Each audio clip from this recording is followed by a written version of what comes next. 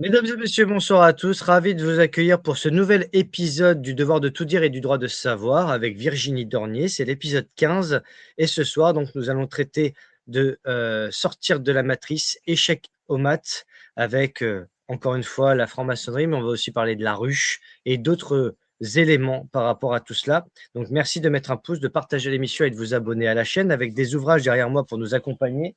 Serge Monast, l'intégrale, Franc-maçonnerie et politique de Serge Abad-Gaillardeau, Additif alimentaire de Corinne Gouget, ainsi que C19 de Patrick Ledrapier, Éloge de la force de Laurent Amberton. À ma droite, Rééduquez vos vétérinaires et vos médecins de Prune Arnoux, Claire Sévrac, La guerre secrète contre les peuples, Le monde selon Monsanto de Marie-Monique Robin, Crime alimentaire organisé et complot mondial de Claire Sévrac. Je rappelle à titre personnel que je n'ai aucun lien d'intérêt avec mon invité, je suis apartisan et asyndical, mon casier judiciaire est vierge et je ne suis pas suicidaire. Et je rappelle également que je n'appartiens à rien. Donc je ne suis pas franc-maçon, ni membre du Rotary Club, Lions Club ou de quelques réseaux hermétiques connus à ce jour.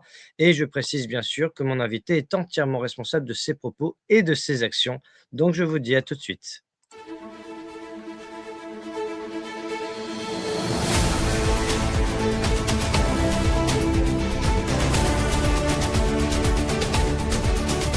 Mesdames et messieurs, bonsoir à tous. Bon, je vous laisse lire, je vous laisse travailler, Nicolas. Allez.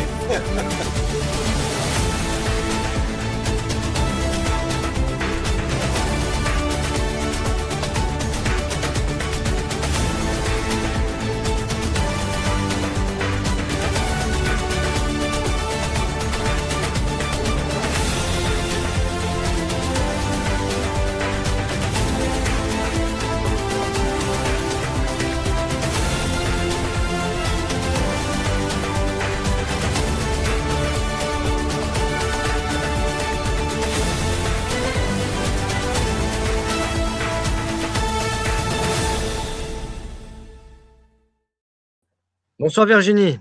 Bonsoir Nicolas. Merci de ta présence pour ce 15e épisode. Alors nous changeons de dossier aujourd'hui. Ce dossier maintenant s'intitule Échec au mat, sortir de la matrice. Alors je connaissais échec et mat aux échecs, mais là tu vas nous expliquer pourquoi échec au mat, sortir de la matrice, la ruche, le décryptage de l'idéal sociétal franc-maçon.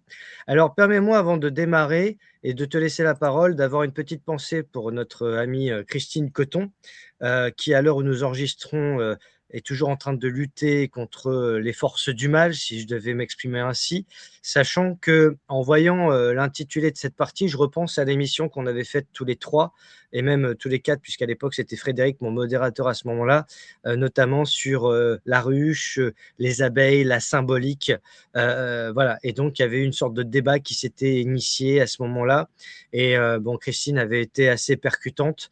Voilà, donc je pense à elle ce soir, puisque, encore une fois, je vous connais, c'est grâce à elle. Quand j'ai démarré les émissions en 2023, au bout de 6 mois environ, elle m'a parlé de vous, elle m'a dit qu'il fallait absolument que je découvre vos travaux et donc grâce à elle, eh bien, 3 ans après, nous, sommes en cours de faire une série. Voilà, donc j'allais dire: «Tout est bien qui finit bien», comme dans les histoires, mais en tout cas, voilà, le cheminement a été, progressif, mais il a été fait. Donc maintenant, on va pouvoir aborder cette partie. Alors, qu'est-ce qui t'a motivé à travailler sur ce sujet-là? Parce qu'on a tendance encore plus à s'éloigner du Covid, et pour autant, on s'aperçoit qu'il y a des ramifications et des tentacules un petit peu partout. Alors le fil rouge, c'est toujours la même chose, c'est connaître l'adversaire pour mieux s'en prémunir. En trame de fond, il y aura des allers-retours dans ce dossier qui n'est pas très gros par rapport à certains autres de la septologie. On fera des allers-retours avec la guerre sanitaire. Donc il y aura des accroches, des rapprochements avec le SARS-CoV-2, avec la pandémie, avec la gestion de la pandémie. Donc, dans chaque dossier de la septologie qui vise à mieux connaître donc notre adversaire commun, la toile de fond, la trame sera toujours la guerre sanitaire actuelle. Alors pourquoi échec au mat? Pour revenir à ta première question, puisque l'une des lames majeures du tarot, dit divinatoire, s'appelle le mat. Et c'est en lien également avec Maat, qui est une divinité égyptienne. Et on va voir au fur et à mesure du cheminement dans la septologie que effectivement, ce qui les anime chez nos adversaires est bien antérieur au monothéisme dit abrahamique, et que beaucoup de leur référentiel est polythéiste, et notamment en lien avec les divinités hellénistes, donc grecques, les divinités romaines et les divinités égyptiennes. Donc ça, c'est pour revenir au titre. Et secondairement, pourquoi la ruche? Puisque nous sommes allés explorer les symboles phares, si on peut dire comme ça, exploités et connus et reconnus chez les francs-maçons, du moins la franc-maçonnerie de 1717 à 2017. Et on voulait comprendre, alors je dis on parce que j'associe toujours Jean-Pierre avec moi, même si à ce moment-là, lui, il était sur ses dossiers. On voulait comprendre le pourquoi de la ruche, exactement. Puisque la forme de la France est un hexagone. Et donc, ça reprend la forme de l'alvéole de la ruche. Et donc, ça a donné ce dossier qui aurait pu être alimenté bien plus. Et je rajouterai des éléments à l'oral qui ne figurent pas dans le dossier, qui sont dans des articles ou des publications que j'ai mis sur VK, il y a fort, fort longtemps, mais je reviendrai dessus. Alors, ce dossier, il est fait en 3 parties. La première partie va consister à clarifier le nom de la franc-maçonnerie, entre ce qui est véhiculé officiellement et sur lesquels tout le monde s'attache comme le papier cul-mouche, et l'envers du décor. Donc, on va essayer de recalibrer ce qu'est la franc-maçonnerie à partir de 1717. On va casser un mythe, en fait. Ensuite, on va travailler sur le fonctionnement d'une ruche, mais une ruche mellifère, donc les abeilles. Et je vous expliquerai la signification de la ruche mellifère. Et enfin, on verra en quoi l'alvéole, donc qui représente l'hexagone de la France, est un symbole très important chez les hermétiques, qu'il soit positivement aspecté, donc polarisé, ou négativement polarisé. En gros, c'est comme ça qu'on va procéder, Nicolas. Très bien. En tout cas, les apiculteurs vont être ravis parce qu'au moins ça va leur rappeler quelques rudiments. Donc la franc-maçonnerie, la guêpe maçonne. Donc Alors, je vais te laisser passer les pages. Comme il nous reste quand même beaucoup de dossiers, oui, au fur et à mesure, on va plutôt faire défiler les pages pour que vous sachiez à quoi vous en tenir une fois que vous téléchargez les dossiers.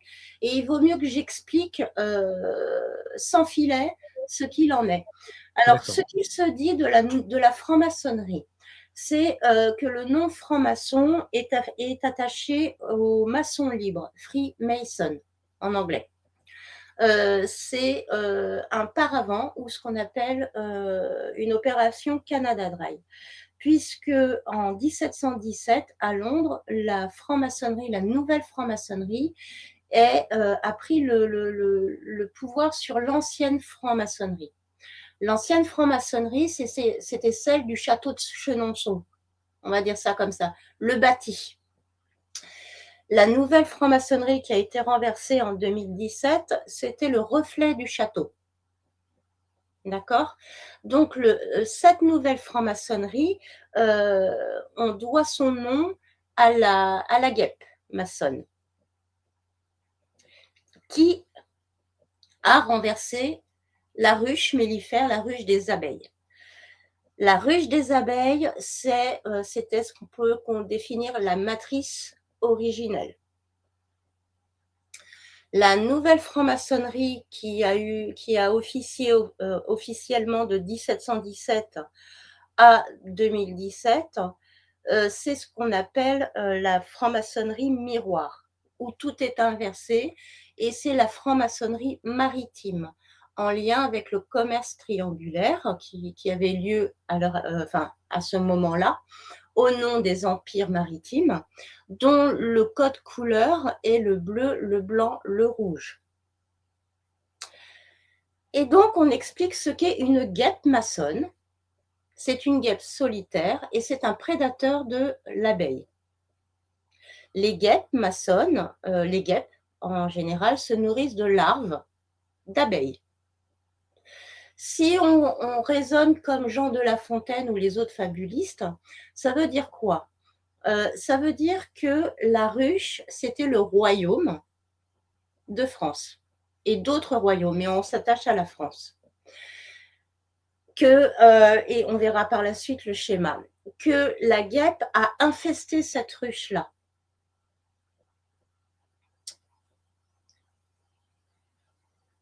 Et qu'il existe d'autres guêpes comme la guêpe germanique, à rapprocher du Reich, etc. Est-ce que pour l'instant ça va? Je suis suffisamment claire. Donc le nom franc-maçon qui a eu lieu qui a officié à partir de 1717 n'est en aucun cas à rattacher au monde de la maçonnerie, le corps de métier, ce n'était plus le cas, mais c'est à rapprocher de l'insecte prédateur des abeilles, donc la guêpe maçonne, qui est une guêpe solitaire. D'accord.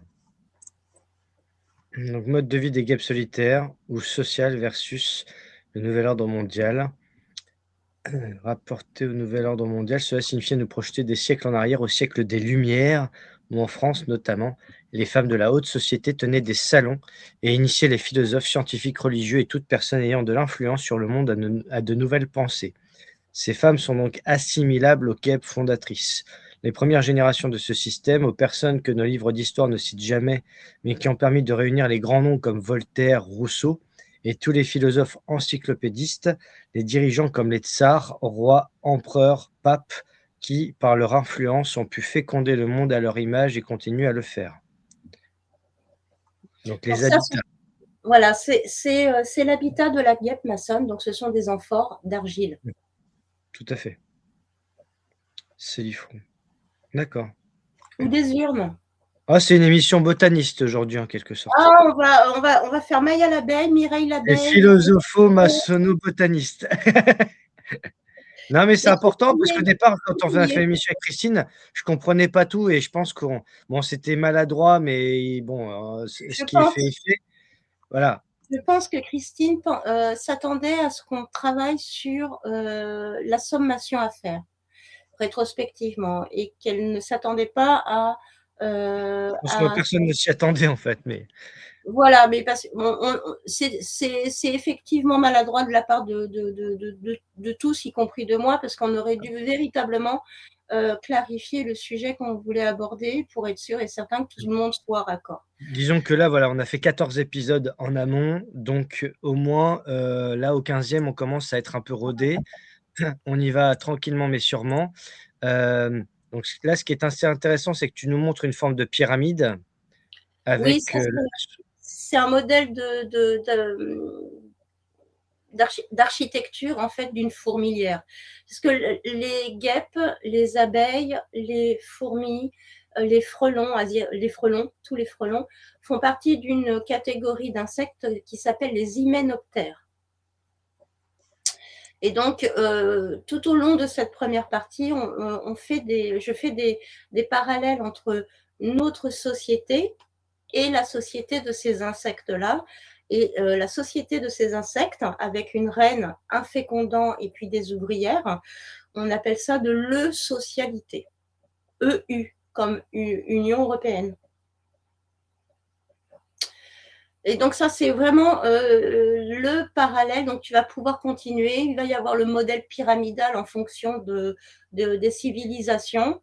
Alors, Ça, c'est pour montrer des exemples de langage en lien avec les guêpes, la taille de guêpe, les perruques que portaient les femmes de la haute société à l'époque des Lumières, donc lucifériennes, qui se sont instillées un petit peu partout en France.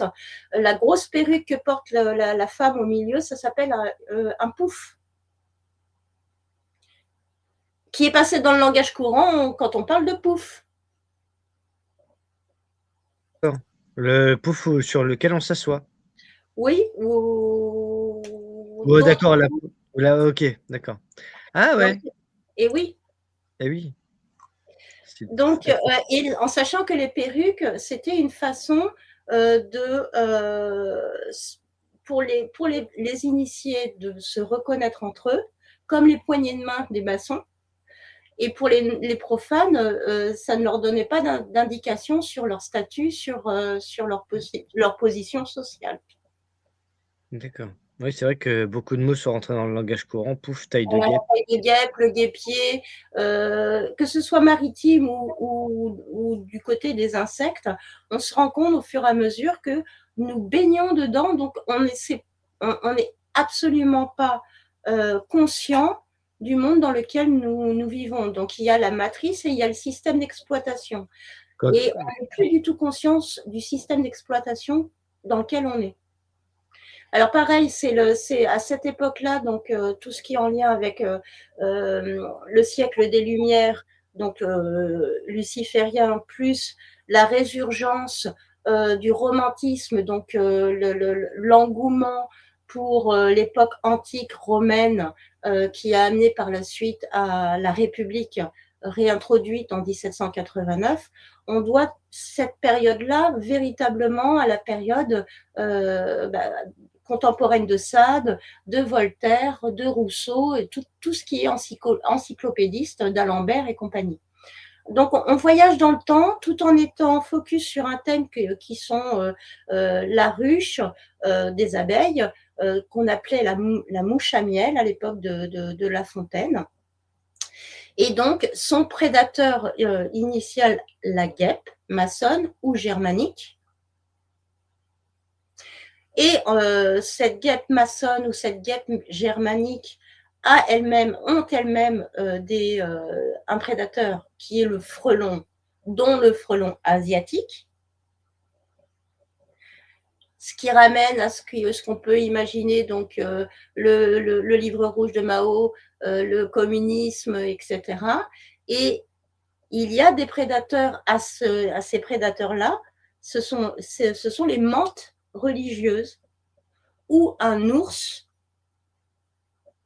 par exemple, ou un aigle, des rapaces, entre autres. D'accord.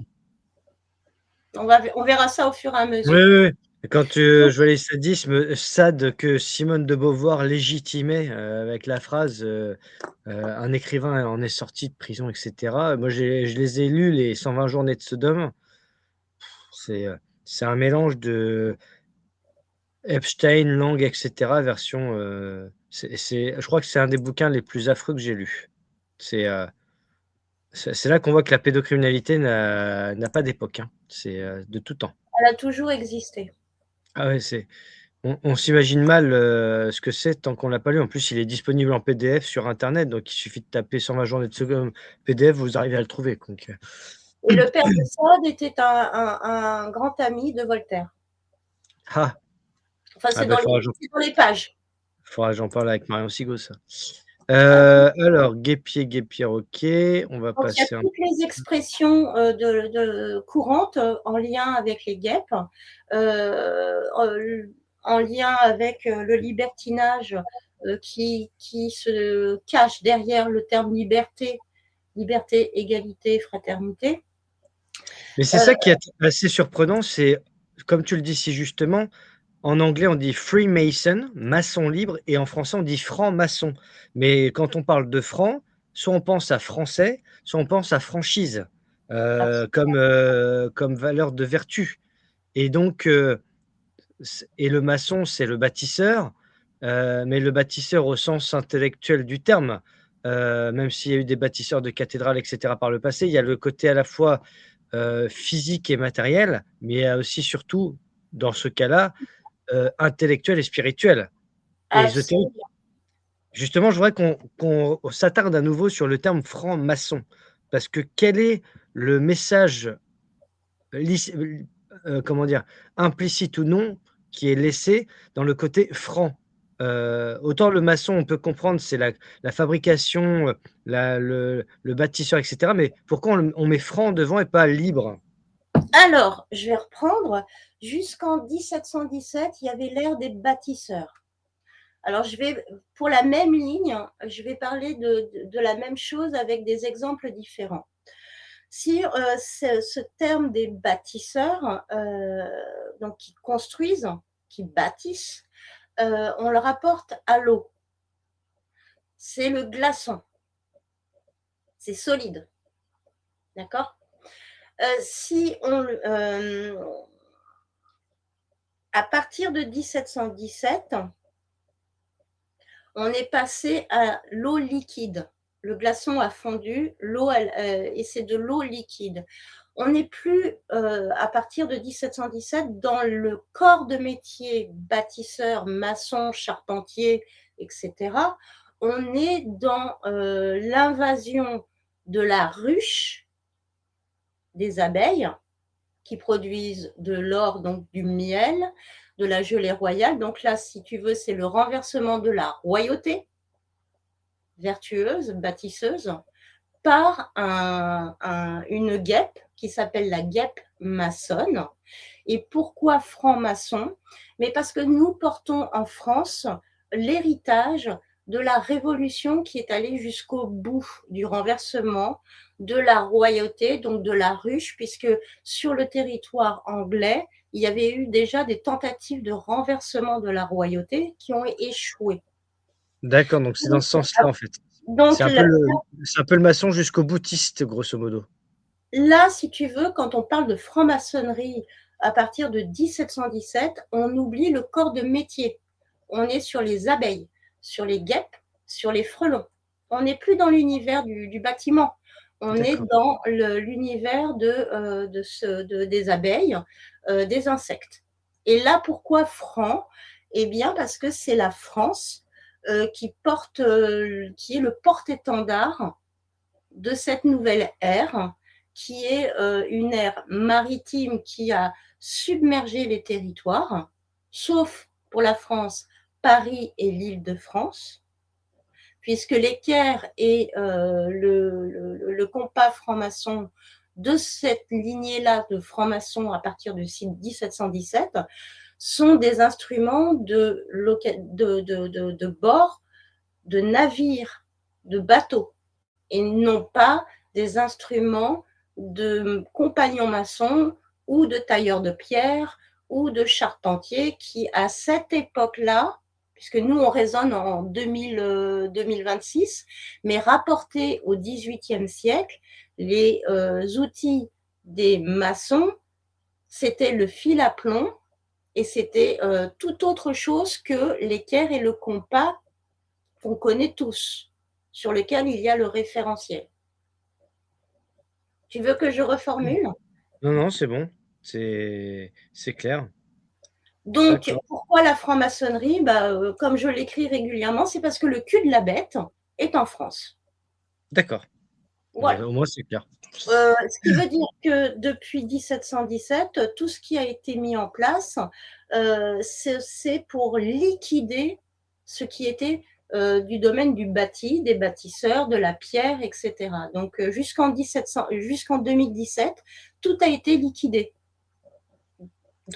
aussi bien de la morale, des valeurs, des biens, tout a été liquidé. Et à partir de 2017, on vient d'entamer l'ère des digitalisateurs. C'est un mot à barbare, mais J'aime des pas ça. dissoudeurs, en fait. Là, on est passé de l'eau liquide, de la franc-maçonnerie telle qu'on la connaît maintenant, à l'ère digitale, où tout est fragmenté, tout est dissous, comme de la D'accord. vapeur d'eau. Donc modèle égyptien ancien, ouais, la pyramide toujours, hein. Modèle vassal. Ça n'a pas changé. Modèle Et pyramide. c'est pas pour autant que c'est une mauvaise chose quand le système d'exploitation est vertueux. Alors je vais faire la distinction entre matrice et système d'exploitation, si tu me le permets. Oui, La matrice, alors ça tombe bien, je suis une nana, enfin je suis une dame. Je suis une dame un petit peu de 55 ans qui a du mal à retrouver du travail salarié, mais je suis une dame. Donc j'ai enfanté.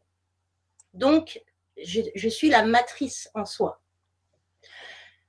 Le système d'exploitation, c'est de faire en sorte que des jeunes femmes mettent au monde des enfants au profit d'exploitants. Soit parce que leurs enfants vont servir pour des couples qui ne peuvent pas enfanter, quelle que soit la façon dont est conçu le couple en question, couple homo, couple stérile, etc., ou pour des fins encore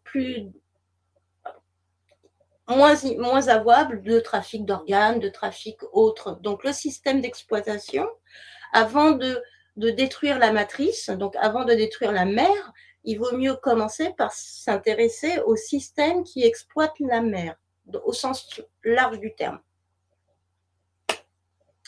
Donc, un système pyramidal, ça dépend aussi du système d'exploitation. Si le système pyramidal est vertueux, no problème.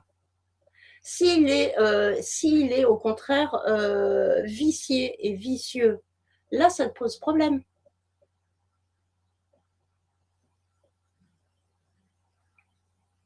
bien sûr.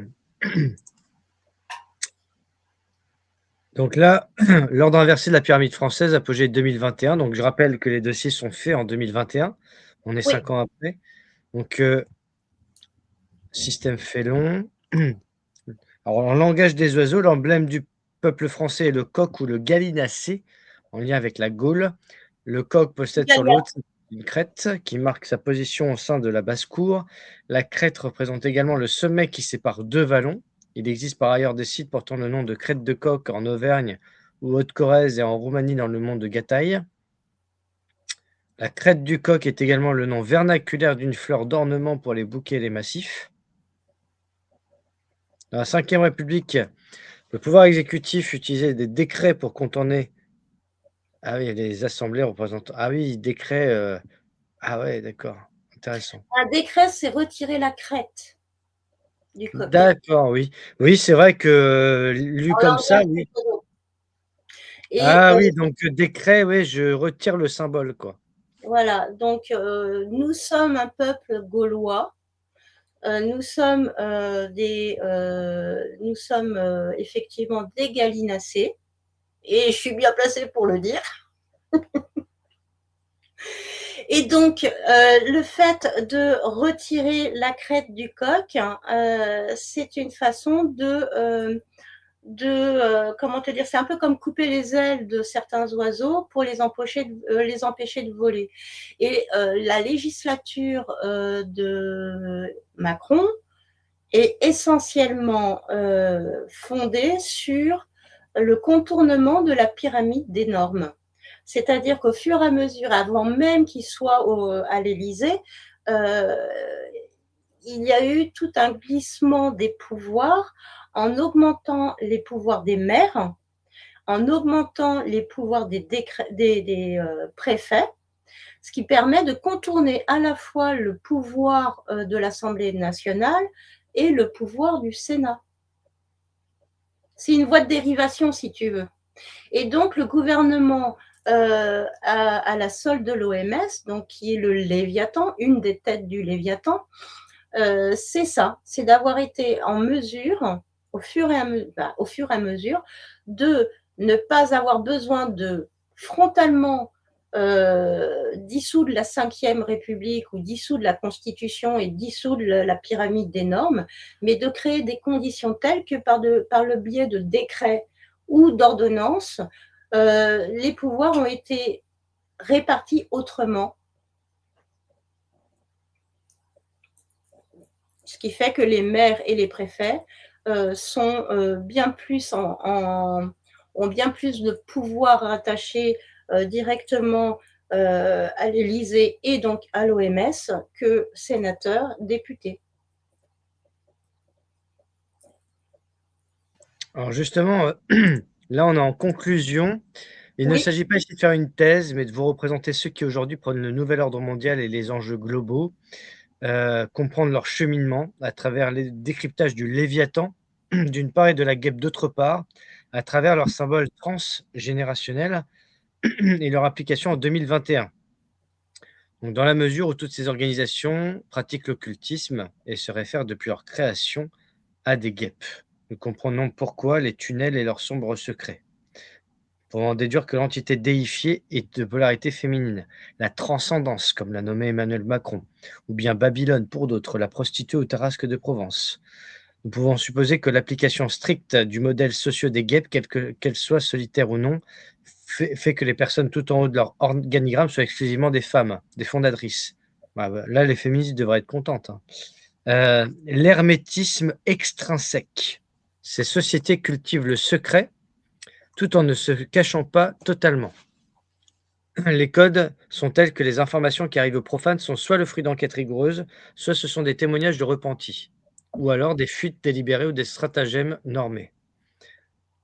Donc, en fait, on a une valse morbide à 5 temps. Premièrement, projet de loi liberticide ou qui démantèle notre socle. Deuxièmement, une opposition d'hémicycle ou de rue freine le processus. Troisièmement, le projet est vidé des mesures, donc un faux gain de cause.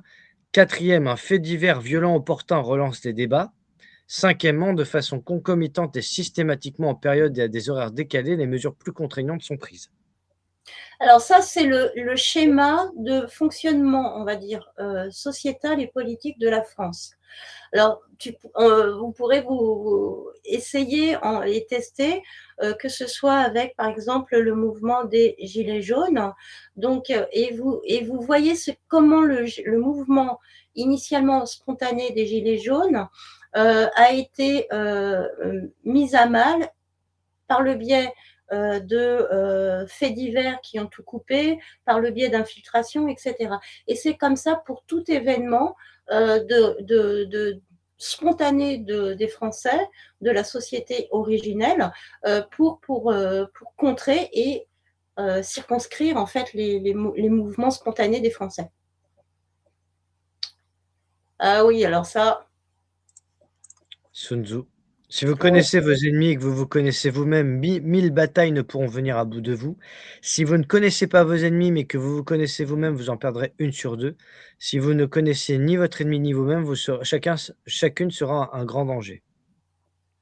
Donc, d'où l'intérêt de mieux comprendre comment fonctionnent la mérule, le Léviathan. Donc, juste pour resituer comme ça dans la temporalité, avec le symbole de Marianne, on s'est rendu compte que c'était pour nier l'existence même.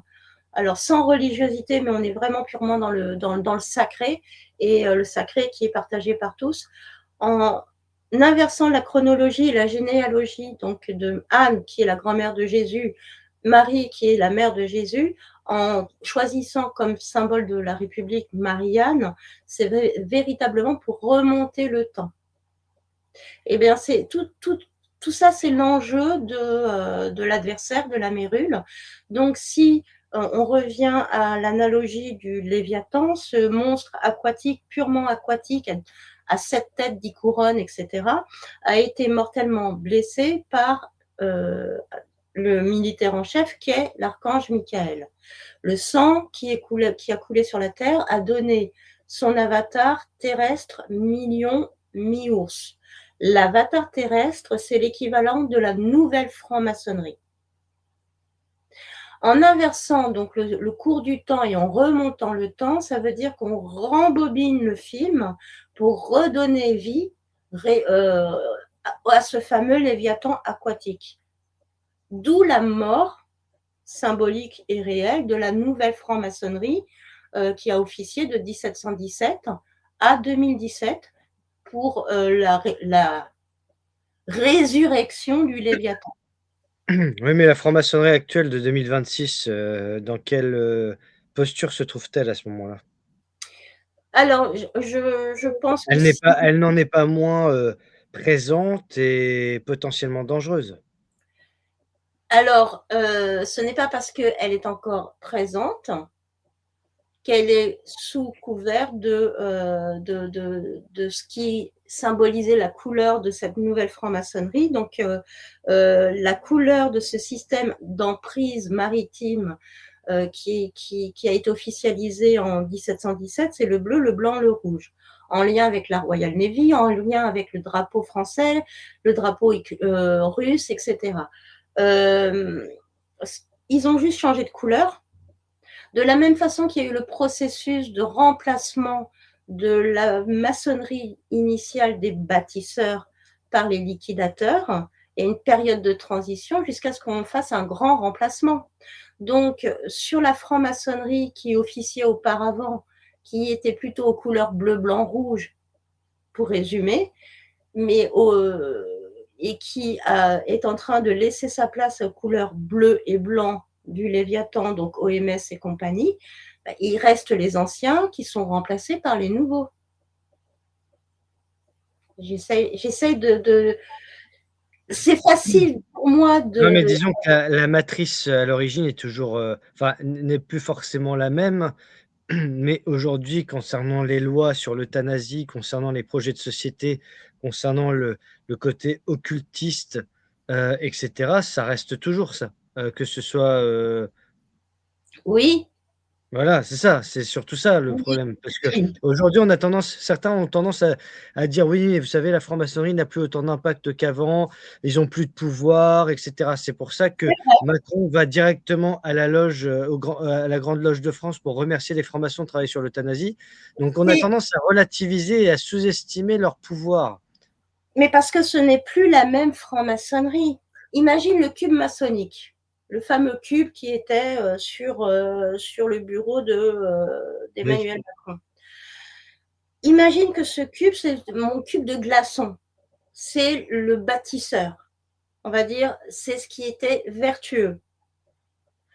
Tu commences à le pilonner, ce cube. C'est la partie maçonnique de 1717 à 2017. Et tu continues le pilonnage. Tu en fais de la poussière ou tu en fais du sable. On en est là maintenant. C'est-à-dire qu'on est passé de quelque chose de solide à quelque chose de volatile, voire de fragmenté. Si on le rapproche à notre période de guerre sanitaire, il n'y a pas une seule famille qui n'est pas explosée en vol. Pas une seule. Peu importe qu'il y ait des professionnels de la santé, peu importe qu'il y ait des professionnels de la protection civile, toutes les familles ont été fragmentées par ce qui s'est passé à partir de 2017. Toutes. Donc, ce qu'il faut voir, c'est que la franc-maçonnerie qui a officié jusqu'en 2016 est en voie d'être remplacée comme un putsch, si tu veux, par ce qui est en train de s'installer. Donc oui, il y a une partie de la franc-maçonnerie qui est moribonde, pendant qu'une autre est en train d'émerger. De la même façon que pour pouvoir, en 2017, officiellement communiquer sur le rite anglais, etc., il fallait qu'il y ait une période de transition qui correspond au siècle des Lumières en France, où les anciens maçons bâtisseurs, que ce soit en termes de morale, etc., ne soient plus en mesure d'être actifs et délèguent leur pouvoir à quelque chose qui les a remplacés. Mais il y a toujours une période de transition. d'accord. Alors Et grand Dieu, j'espère que je suis assez claire. oui, oui, non, mais oui, c'est pas la clarté qui Alors, m'interroge, c'est sur le si le on, les si on parle beaucoup de franc-maçonnerie à l'heure actuelle, c'est que ceux qui sont de l'ancienne époque maintenant, on va dire, essayent tant bien que mal de sauver les meubles.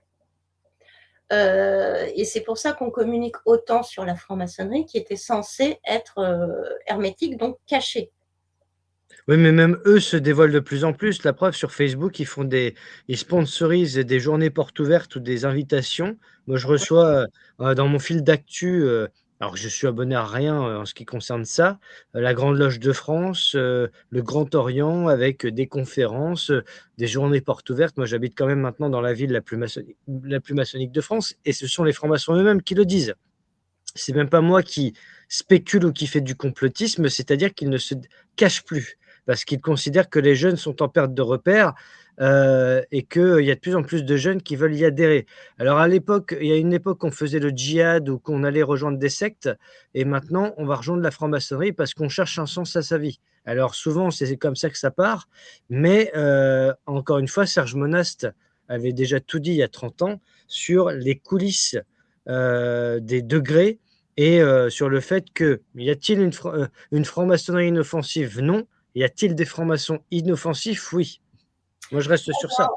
On en revient, parce que la période que nous avons traversée de 1717 jusqu'à 2016, hem, ce qui était du domaine des bâtisseurs a été, mis à mal au profit des liquidateurs.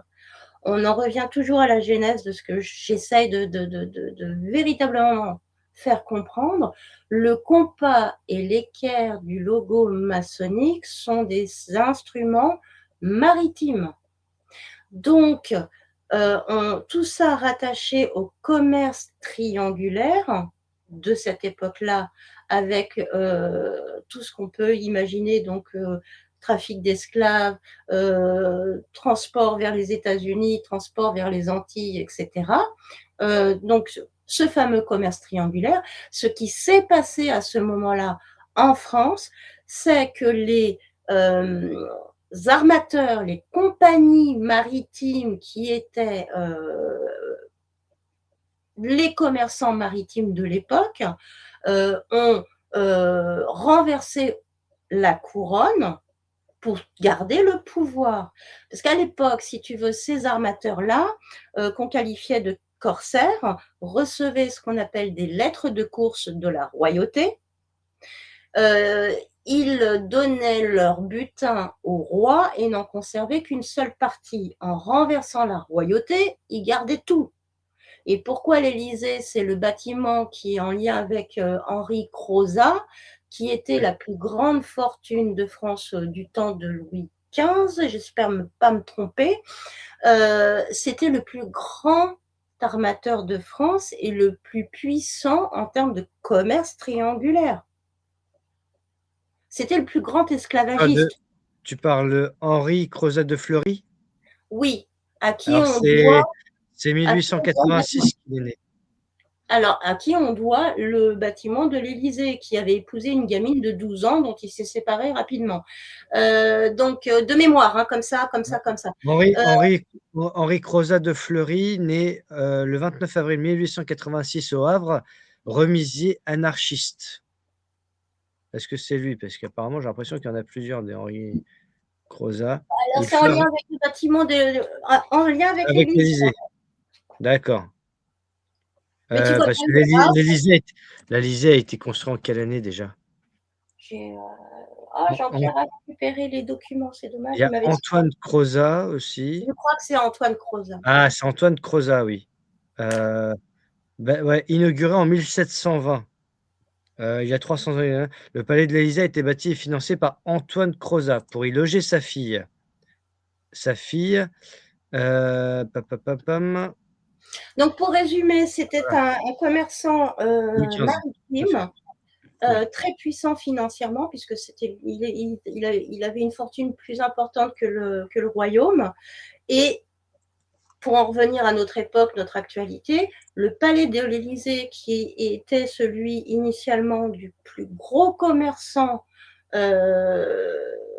esclavagiste de l'époque, c'est tout de même celui qui représente la République. C'est là où logent tous les présidents. Donc même ça, si tu veux, heu, ça devrait nous interpeller. C'est-à-dire comment choisir un tel type de bâtiment pour représenter la nation? en fait, c'est le système politique de la République esclavagiste, mais je vais être encore plus provoque. C'est un peu comme si aux États-Unis, on choisissait le ranch Zorro pour exercer le pouvoir politique de tout pays. Ranch Zorro étant celui de Jeffrey. Ah, oui. Alors, de l'eusocialité des hyménoptères à l'eusocialité humaine, l'idéal de l'état profond.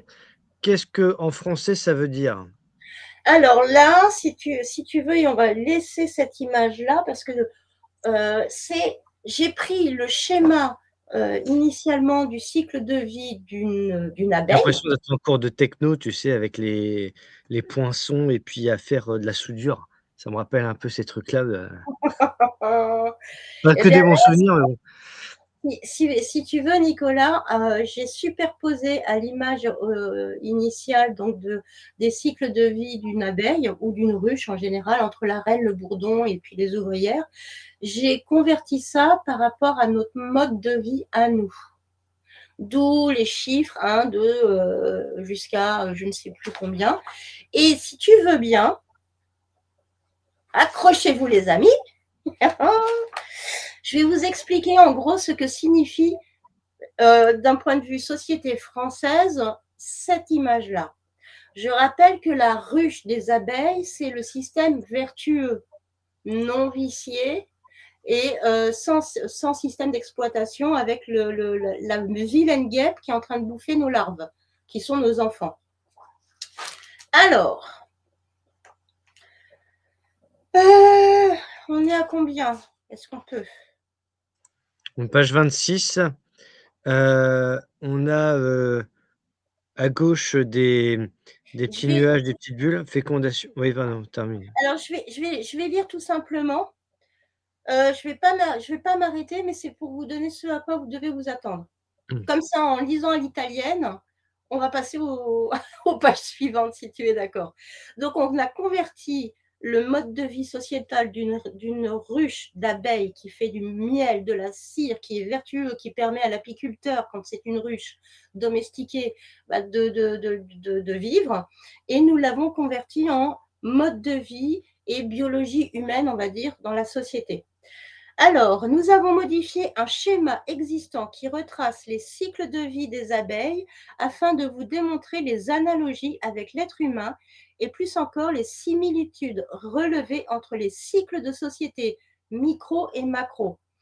Nous vous rappelons que les sociétés hermétiques étudient depuis des siècles, aidés de leurs alchimistes, experts en mythologie et autres praticiens de l'ésotérisme occulte. Nous ne pouvions faire l'impasse de cette translation.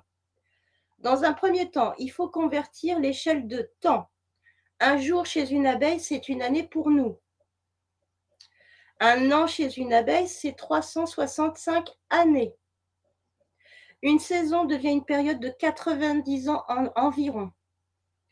Le numéro 1 qui est placé sur l'écran, ça représente la France dans sa version simplifiée. C'est l'hexagone ou l'alvéole. Le chiffre numéro 2 correspond aux périodes clés de développement physique et physiologique de chaque individu. De 0 à 7 ans, donc de 0 à 7 jours pour une abeille, ça correspond à la conception jusqu'à l'enfance, 7 ans. Et donc du J0 à la ponte et à J14, la nymphe, donc l'adolescence. La puberté, c'est 14 ans, donc c'est l'âge de la nymphe. À l'âge moyen de fin de croissance, notamment chez le garçon, c'est 21 ans, ou J21 sur le schéma. Et donc, je vais vous laisser découvrir par la suite. On a véritablement vu qu'il y avait des analogies entre la ruche, le fonctionnement de la ruche, la société ruche et la société France.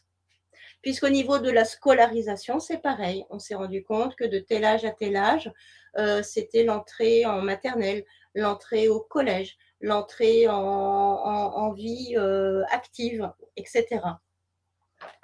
Sauf que la reine, le bourdon et les abeilles, euh, si on se réfère à la ruche vertueuse, le bourdon, c'est le pèlerin. C'est celui qui a la foi. Puisqu'un bourdon, c'est le bâton de pèlerin quand on va à Saint-Jacques de Compostelle, par exemple. Si c'est vicieux, ça va être le sceptre. Vertueux, le bourdon. Vicieux, c'est le sceptre, en lien avec Seth, le dieu, le frère jumeau d'Osiris. La reine, c'est... comment dire?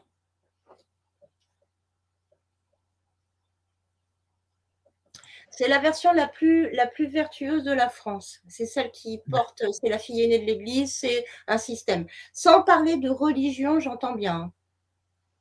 En fait, à travers cette, image, cette illustration, il y a à la fois la situation de la France sous le plan, ruchier, sous le plan, hem, comment dire? Sous la métaphore de l'insecte et de la ruche, avec également, tout l'esprit français. C'est-à-dire que c'est pas seulement la France en tant que géographie, c'est la France en tant que philosophie, histoire et même symbolisme. Absolument, c'est pour ça qu'après, on a décrypté ce qu'étaient les 7 corps ouvriers, enfin les 7 métiers de l'ouvrière dans une ruche d'abeilles. Pas une ruche de guêpes maçonnes qui s'est infiltrée en France, si tu veux. La première invasion, on va dire, de la France, ce sont les guêpes maçonnes. La seconde invasion, ben, ce sont les frelons asiatiques. Si on arrive à... C'est l'ironie de l'histoire, c'est quand même que les abeilles sont en danger de mort à l'heure actuelle. On a l'impression qu'il y a presque une volonté du système de les faire disparaître parce que c'est un petit peu leur source d'inspiration. Donc comme ça, c'est une forme de cancel culture, du monde de la ruche, une forme d'effacement pour qu'on ne comprenne pas leur, source. Parce que si les gens arrivent à comprendre tout cela et que, c'est une majorité de gens qui le sont et qui décident d'agir en ce sens, le système tombe, puisque c'est un système en plus historique. Donc c à partir du moment où ils font disparaître les sources de leur machiavélisme actuel, eh bien, ils peuvent perdurer pendant encore des siècles. Sauf que là, eh bien, vous avez compris en tout cas et on est en train de comprendre leur stratagème qui dépasse le cadre cartésien et matérialiste. En plus, qui touche le domaine animal, en tout cas au domaine des insectes, c'est-à-dire, des espèces vivantes qui étaient là même avant les hommes, limite. Donc, Il y a de ça, et c'est surtout que la France étant un hexagone dans la symbolique, tu vois bien que l'alvéole, là, on y retrouve la France. Ça montre bien l'importance de notre pays rapporté à l'ensemble des autres pays. C'est pour ça qu'en ayant eu cette première invasion de prédateurs avec la guêpe maçonne et la guêpe germanique, euh, on s'est fait bouffer littéralement, excusez-moi de l'autre côté dans vos salons, mais on est français ou on l'est pas, donc voilà, c'est un mot français. On s'est littéralement fait dépecer vivant dans notre propre ruche, puisque les guêpes et puis les frelons, on sait tous qu'ils se nourrissent des abeilles, mais surtout des larves et des nymphes. Donc, rapporté à l'humanité, les prédateurs se nourrissent de nos enfants vivants. on appelle ça le cannibalisme. Donc, toute la suite de ce chapitre va expliquer effectivement la conversion de tous les chiffres qui sont présents sur ce schéma, rapportés à notre société. Et ensuite, on a le décryptage rapporté à notre société, mais version vertueux, donc abeilles, du rôle des abeilles ouvrières. Et À dans tout, une ruche, il y a 7 métiers. à tout hasard, le miel, est-ce que c'est une symbolique particulière aussi pour eux? Alors pour qui? Bah pour les mondialistes. Le miel, c'est l'or. Ah, parce que c'est liquide, donc il y a en même temps le côté Alors, doré, le côté liquide, le côté ça colle en plus aux doigts et le cetera. Est-ce qu'il y a une dimension sexuelle aussi derrière? C'est ça que je me pose comme question parce que sans avoir l'esprit mal placé, mais comme tu parles de manger des enfants, de cannibalisme et cetera, il y a aussi, la pédocriminalité et compagnie. Donc est-ce que le miel, c'est pas aussi une forme de symbole comme la pizza ou des choses comme ça dans d'autres domaines? Ça, je peux pas te répondre D'accord, j'ai OK. pas étudié, j'ai pas regardé sous ce volet-là. Je l'ai plus regardé d'un point de vue, héraldique ou d'un point de vue, symbolique, au-delà du fait que, bah, un apiculteur quand il arrive à avoir des ruches, donc domestiques, non seulement il va polliniser autour de lui, donc ça contribue à ce que les arbres fruitiers puissent être pollinisés, nourrir l'extérieur. Mais tu as le miel, tu as le propolis, tu as la cire. La ruche en soi, elle est non seulement vertueuse dans son mécanisme intrinsèque, elle aurait même pas besoin d'apiculteur, elle n'a pas besoin d'apiculteur, mais surtout qu'elle a des vertus extérieures, donc la pollinisation, mais elle permet à l'apiculteur de faire son beurre, enfin de faire son miel. Et la couleur du miel, c'est donc l'or, enfin doré, donc l'or, à mettre en lien avec l'or, l'auréole. Voilà, le côté sacré, puisque je rappelle que le bourdon, le bourdon qui est le fécondant, c'est le bâton du pèlerin, des pèlerins qui vont à Compostelle, qui vont aller à Lourdes, etc., sur lequel on accroche la coquille Saint-Jacques. Donc, sans aller vers le volet sexuel, mais ça on l'a vu avec le sadisme et un petit peu avant, par rapport au siècle des Lumières, etc. Là, j'y ai pas vu quoi que ce soit de cet ordre-là parce que ça s'y prêtait pas. Ça ne veut pas dire que ça n'existe pas, mais j'y suis pas Non, allée non, voir. non, non, mais bien sûr, bien sûr. Donc piliers et nourrice, alors après tu décortiques, Chaque chaque, organisme, voilà. Donc là, je vais laisser les auditeurs aussi lire, oui. d'accord, hein, on va Parce que avancer. notre société naturelle est répartie en 7 corps de métier. Donc, il y a les butineuses, il y a les nettoyeuses, il y a enfin voilà, 7 corps de métier. Alors, imaginez que ces abeilles-là soient infestées, qu'il y ait eu une invasion de guêpes maçonnes qui non seulement les boulottent, mais qui continue à faire en sorte que les abeilles ouvrières, les butineuses continuent à butiner au profit de la guêpe et non plus de la reine. Et qu'ensuite, suite à cette première invasion de guêpes maçonnes ou guêpes germaniques, il y ait un frelon asiatique qui s'en vienne dans la ruche qui est la France pour ensuite boulotter ce qui reste de la France, y compris les guêpes qui se sont installées. Là, il faut relire Jean de La Fontaine. Alors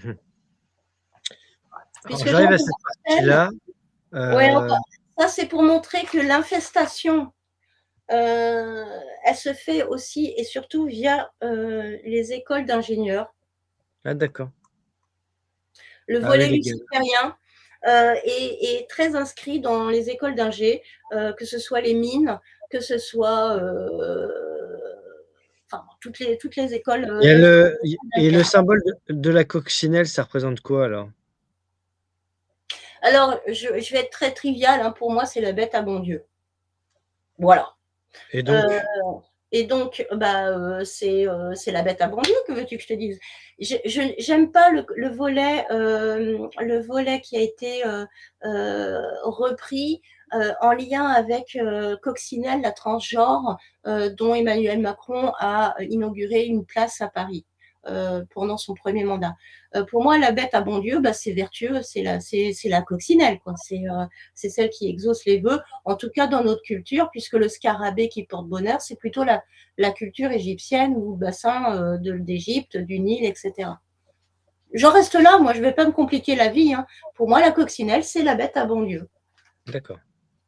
L'abeille, c'est Maya. Bon, pour les plus jeunes, c'est Mireille, Mireille l'abeille, mais En voilà. à la conclusion, page 68, Oui, l'État France n'est pas ce que l'on croit. Nous avons vu que depuis longtemps, les personnes au pouvoir agissent en sous-marin depuis des siècles pour transformer la France sur le modèle de l'E-socialité, c'est-à-dire le format de la ruche. Pour y parvenir, ces élites qui se relaient de génération en génération, liens familiaux par intégration, initiation dès le plus jeune âge dans les secteurs privilégiés, scolaires et étudiants, l'euro-socialité de caste s'est mise en place dès le siècle des Lumières, Lucifer, et la création de la franc-maçonnerie en 1717 et correspond au système pyramidal qui régit l'ensemble de notre société. Les sociétés hermétiques, Hermès, ont mis 300 ans à transformer le modèle social et le paysage de la France, en commençant par créer artificiellement un mode de fonctionnement de type euro-sociétal de classe et d'âge. Les 7 métiers de l'abeille ouvrière ou la création de 7 piliers. Et il faut rappeler aussi que 300 ans après la création de la franc-maçonnerie, c'est Macron qui arrive au pouvoir, qui est quand oui, même la parce que création de la. 2017, alors, on en revient et c'est ce dossier-là, c'est ce que j'expliquais à Jean-Jacques Crèvecoeur en 2022. Je glisse le nom comme ça, hein. Et je ne commenterai pas. Euh, nos dossiers sont vivants, c'est-à-dire que je n'ai jamais cessé par la suite d'alimenter avec des compléments d'information. Pourquoi en 2017 ça correspond à la nouvelle ère, c'est-à-dire que là on n'est plus sur l'ère de l'avatar du Léviathan. À partir de 2017, le Léviathan c'est le phénix qui renaît de ses cendres. Donc, en remontant le temps dans le symbolisme et pas seulement, eh bien, l'avatar du Léviathan qui était terrestre, mi-ours, mi-lion, aux couleurs bleu, blanc, rouge, c'est fini. Ça a été acté un triste soir de 14 juillet 2016 à Nice. Et à partir de 2017, on est dans l'ère du Léviathan. On est dans l'ère de la bête de l'événement. Voilà. Et dont les couleurs maîtresses qui représentent le Léviathan sont le bleu ciel et le blanc. En héraldisme, le blanc, ça veut dire argent, entre autres. D'accord. Mais je ne veux pas te Alors, saper le moral, hein. non, non, non. Une fois qu'on est informé, qu'on connaît, qu'on sait à quoi s'en tenir, bah, on se rend compte de quoi in fine, puisque là, si tu veux, bah, on se rend compte que on est infesté depuis 300 ans par des guêpes, maçonnes et germaniques, qui elles-mêmes ont été renversées par un système de frelons asiatiques notamment, et que on en arrive à la menthe religieuse qui va boulotter tout ça, mais que si on veut s'en sortir, il y a quand même des solutions. C'est un petit peu plus loin dans le dossier. Tant mieux. Donc là, alvéole, dernière partie, l'alvéole ou hexagone, une structure naturellement trop parfaite. Donc pourquoi ce titre? En quoi une alvéole serait une structure naturelle trop parfaite? Leur unique Alors, objectif. Ouais, c'est vas-y. une boutade, hein, trop parfaite, c'est une forme parfaite, hein, et qu'on retrouve dans beaucoup, beaucoup de structures, qu'elles soient naturelles ou artificielles, donc manufacturées par l'homme. C'est celle qui permet le plus d'emboîtage sans perte de place. On va dire ça comme ça, et qui est la plus solide. Alors, au fur et à mesure du dossier, on va se rendre compte qu'effectivement, bah, ça représente des liaisons chimiques. Rappelle-toi de tes cours de collège ou de Oui, lycée. de ce qui me reste, oui, Alors, absolument. qu'elles soient Les monovalentes, atomes, tout ça. équivalentes, peu importe, mais c'est aussi la forme du graphène, c'est la forme de l'alvéole, c'est la forme du grillage de poule, on va dire, dit de poule, et puis c'est la forme des poumons. Et Ouais. accessoirement, c'est le cœur de ce qu'on appelle l'étoile de Salomon ou l'étoile de David, où c'est, puisque l'hexagone de la France, c'est le cœur d'une étoile à 6 branches, qui n'est pas orientée de la même façon que l'étoile représentée sur le drapeau israélien. Et certains candidats l'utilisent même comme parti politique ou comme mouvement. Je pense à Juan Branco qui a parlé de la ruche justement, dans le cadre de 2027, donc je pensais à toi à ce moment-là. Donc c'est voilà, on retrouve des réminiscences dans les Alors, programmes, dans le symbolisme. c'est bien ce que tu dis parce que, bon, je ne connais pas du tout, Juan Branco, autrement que via les réseaux. Mais Mmh. quand on parle de ruche, hem, comment je vais amener ça? Je vais reprendre l'exemple de l'arc-en-ciel, si tu veux. Alors ah non, il va falloir que tu reviennes un tout petit peu avant, mais pourquoi la ruche? Mmh. L'un des problèmes auxquels nous sommes tous confrontés, pour ceux qui ont regardé l'épisode précédent, j'ai demandé à Nicolas, en de mettre à l'écran le château de Chenonceau avec son reflet sur l'étang. Hem, l'art, le talent des francs-maçons de 1717 à, 2016, ça a été de nous faire renier les symboles vertueux qui étaient, universellement, acceptés ou qui sont, vertueux tout court. En utilisant et en maintenant le symbole de la ruche, les francs-maçons de 1717 à, 2016 nous ont fait détester la ruche comme si, c'était le problème. Le problème, ce n'est pas la ruche des abeilles, le problème, ce sont les guêpes maçonnes. Si je te parle du symbole de l'arc-en-ciel, le problème, c'est qu'on nous a tellement bourré le mou que même si on connaît les vertus des chakras, par exemple, et qu'on travaille avec les chakras, spontanément maintenant, quand on voit quelqu'un arborer un pull arc-en-ciel, on va l'associer au mouvement LGBT. Eh bien, c'est pareil.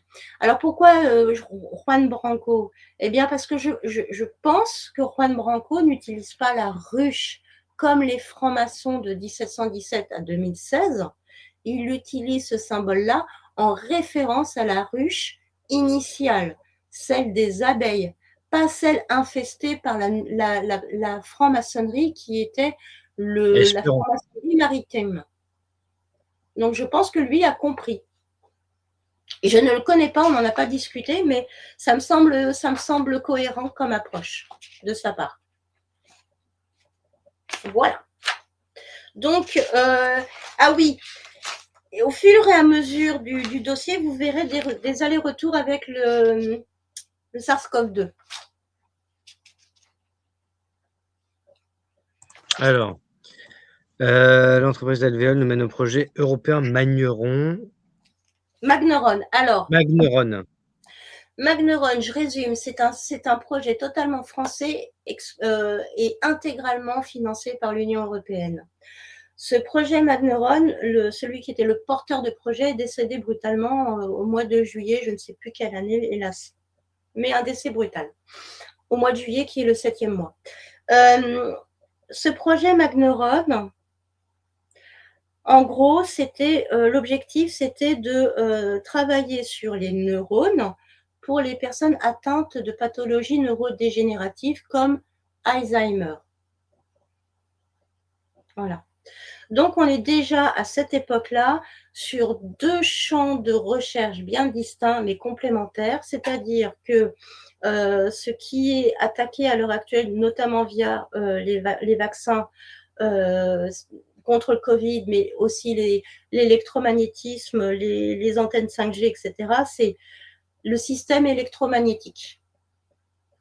Le système électromagnétique d'un être humain, et pas seulement, la conduction électrique est neuronale. La conduction magnétique, elle est dans le sang. Et c'est pour ça qu'en fait, tout ce que l'on vit avec les vaccins, tout ce que l'on vit à l'heure actuelle avec les ondes, ça vise à atteindre l'électromagnétisme de l'être humain. Alors, une des raisons, c'est pour en faire des piles. Voilà, faire de nous des piles Duracell. Pour alimenter quelque chose. Pour faire le lapin ensuite ou Alors, pour faire le lapin, si c'est pas en lien avec le lapin blanc adrénochrome Ouais, mais c'est pour alimenter quelque chose de bien plus puissant de type énergie libre. Ah oui, comme Tesla. À l'heure actuelle, ce qui est mis en place, c'est la digitalisation de notre monde, après l'avoir liquidé.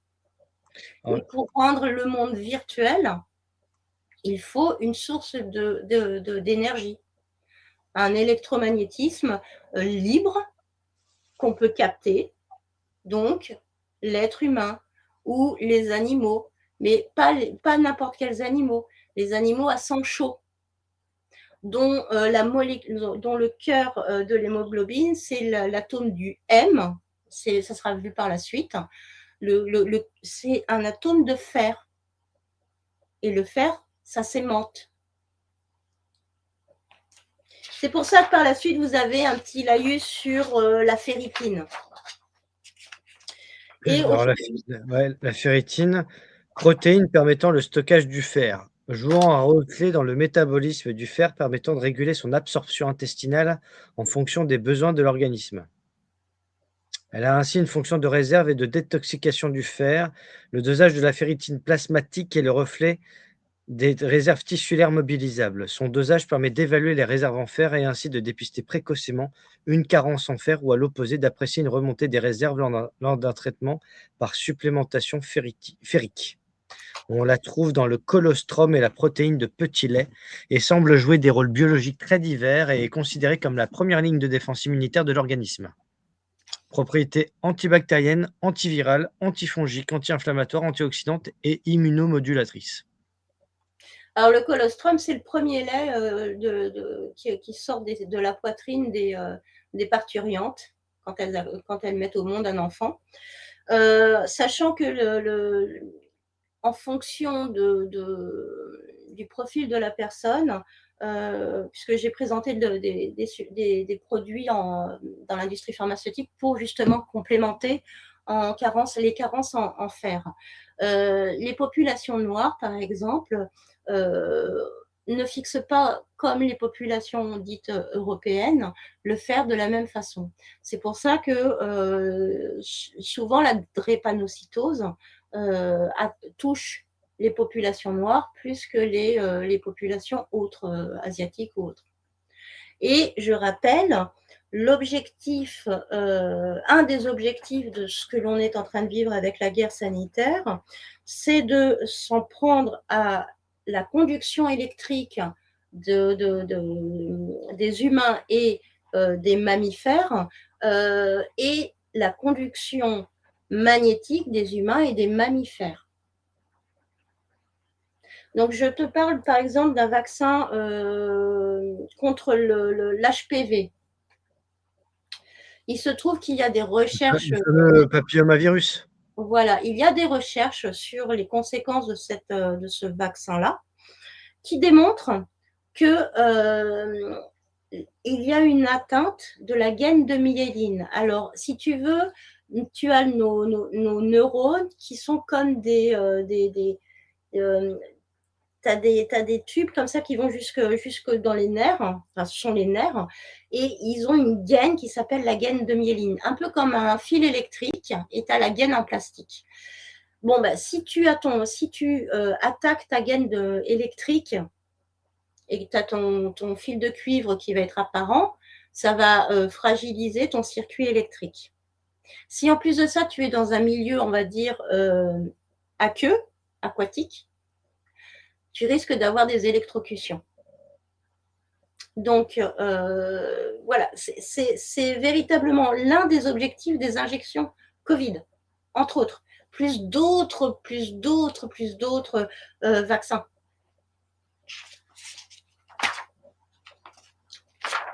Et c'était Maxime Dahan, effectivement, le directeur du projet Magneron. Projet français entièrement financé par l'Union européenne et toujours en lien avec la toile de fond du Covid, vous aurez différentes références de recherche et de projets scientifiques.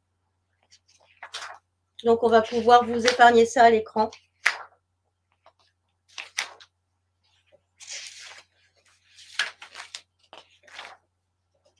Et ça, c'est en partant de l'abeille. Voilà, c'est le genre de construction alvéolaire.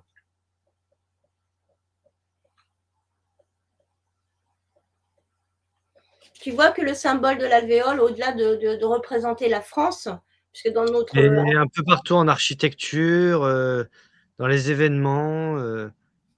Voilà. Parfait. Bah écoute, Et on a on le fini. retrouve au niveau du Léviathan. Le fameux Léviathan.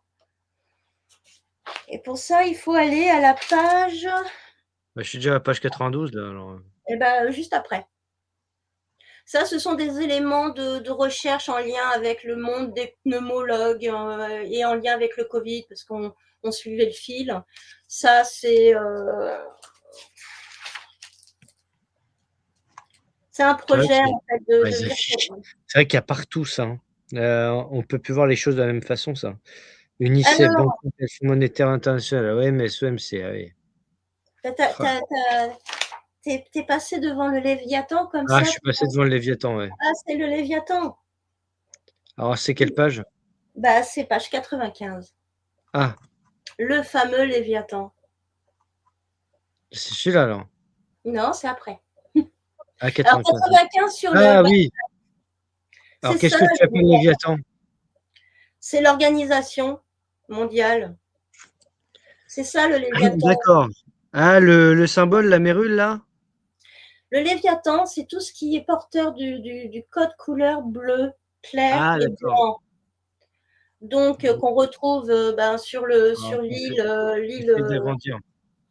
voilà, ou ailleurs. Et donc, tout ce qui est code couleur désormais bleu et blanc, ce bleu-là et le blanc, c'est la version aquatique originale du Léviathan, avec les 7 têtes, les 10 couronnes, etc.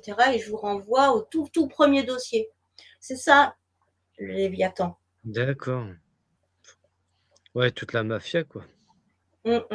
Et même, alors un tout petit peu plus loin, vous verrez que le symbole même des Nations Unies, Imagine tout cet argent-là qui, s'évapore depuis des décennies dans toutes ces institutions, j'allais dire, pseudo-existentielles.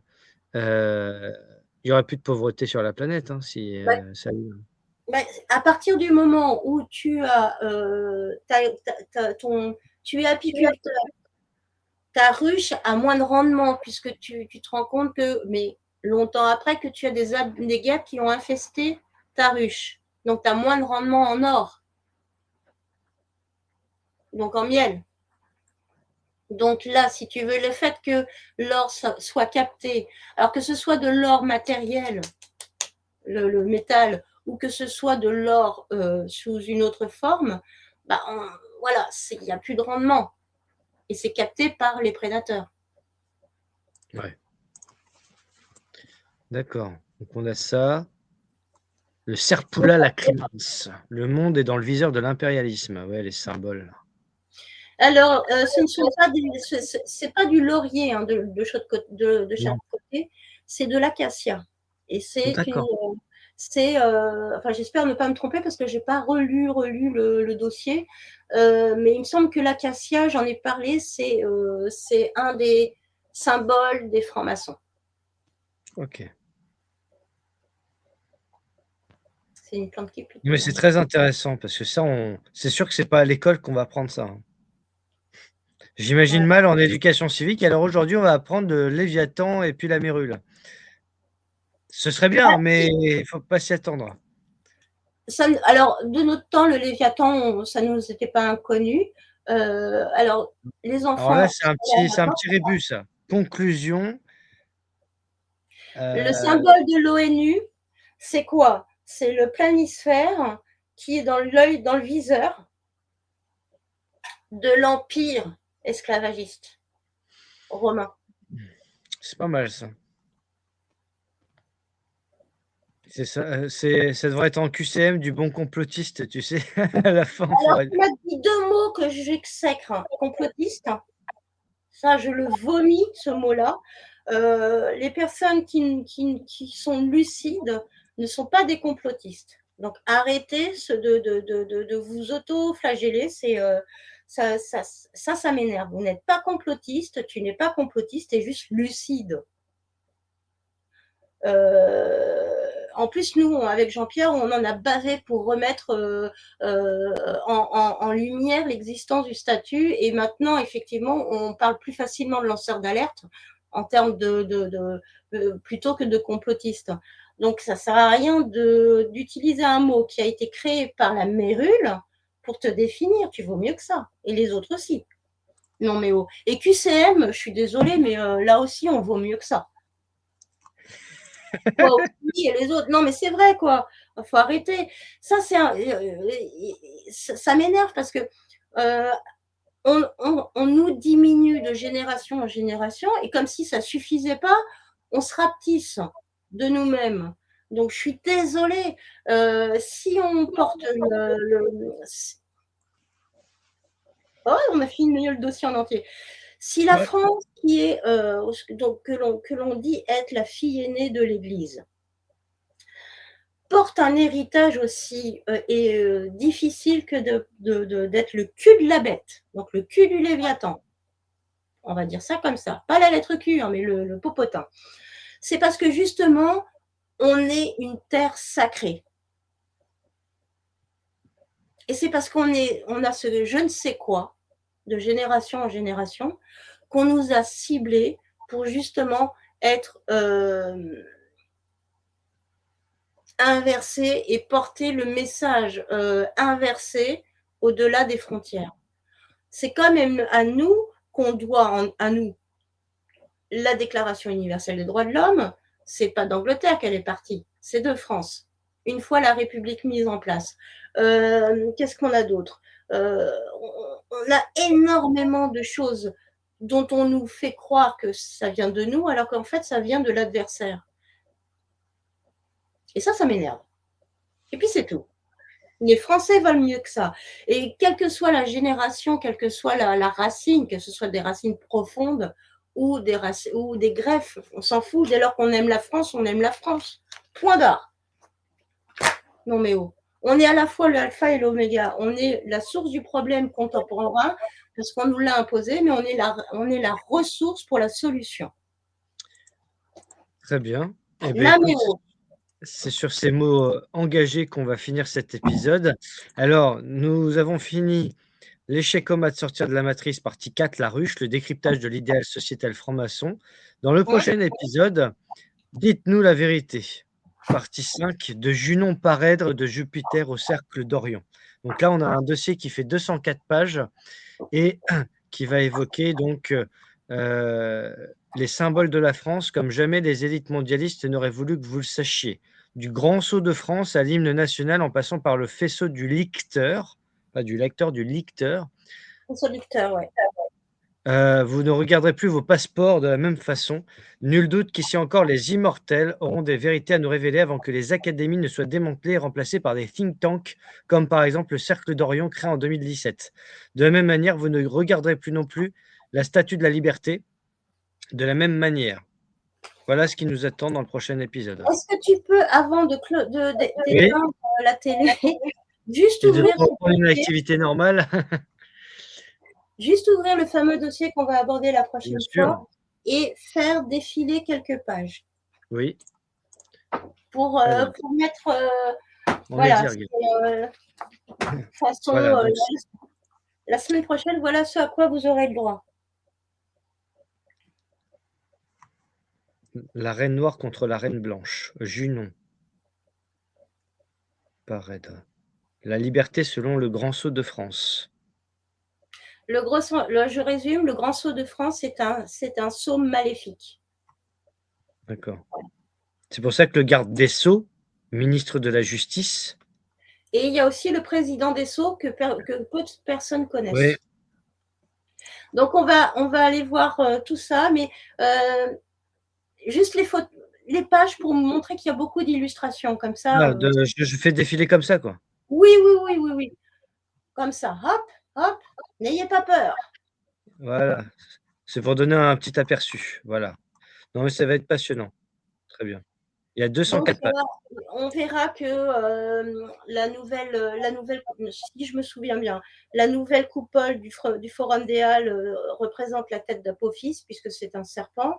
On verra tout un tas d'architecture en France, totalement hermétique, mais dans l'obscurantisme et notamment, je vous le dis maintenant, le fait que le drapeau du Hezbollah reprend à main levée l'architecture du ministère de Bercy à Paris, ainsi que la salle Arena qui est juste à côté, salle de sport et salle de spectacle. Donc on va voir en quoi Paris regorge d'éléments architecturaux obscurs. D'accord. En Si, plus de ceux que Mitterrand a mis en place avec, en, notamment la BNF, bon oui, la symbolique du Louvre, avec, on avait vu notamment, ce voilà, qu'on avait vu comme ça en transverse dans les fiches de chaque président de la République de la Ve République, on va le voir plus en détail et on va voir en quoi le troisième temple de Salomon est déjà sorti de terre puisque c'est Paris la Défense, entre très bien. autres. Voilà. Eh beh, écoute, merci à toi Virginie Je et te remercie. au prochain épisode, épisode 15 donc épisode 7 pardon. On aura Oui, de quoi faire donc merci à tous et bonne soirée et bien sûr n'hésitez pas à diffuser l'émission. à bientôt.